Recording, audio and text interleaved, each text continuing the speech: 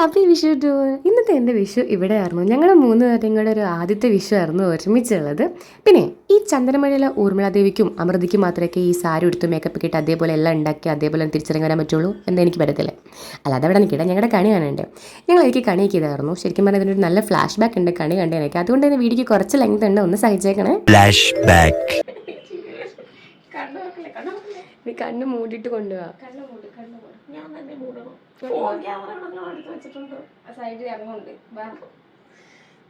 തുറക്കരുത്.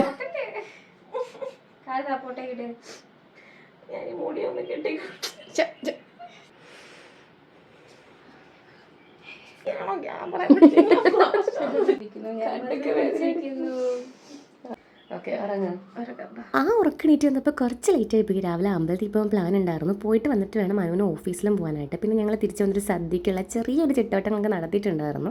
എറണാകുളത്ത് തമ്മനത്തുള്ള ആനന്ദപുരം ശ്രീകൃഷ്ണസ്വാമി ക്ഷേത്രത്തിലായിരുന്നു കേട്ടോ ഞങ്ങൾ പോയത്. അവിടെ നിന്ന് കൈനീട്ടൊക്കെ കിട്ടി. പക്ഷേ ഞങ്ങളെ ശരിക്കും സർപ്രൈസ് ആക്കിയത് ഈ സാധനം കയ്യിൽ കിട്ടിയപ്പോഴായിരുന്നു. എത്ര പേർക്ക് അറിയുന്നറിയില്ല, സംഭവം ത്രിമധുരമാണ്, തൃക്കൈവെണ്ണയെ നേതിച്ച പഴമാണ് കേട്ടോ. നമ്മുടെ ഈ സംഭവം ശരിക്കും കിട്ടുന്നത് അമ്പലപ്പുഴയിൽ പോയി കഴിക്കുമ്പോൾ വേറൊരു ഫീലാണെന്നാണ് പറഞ്ഞു കേട്ടുള്ളത്.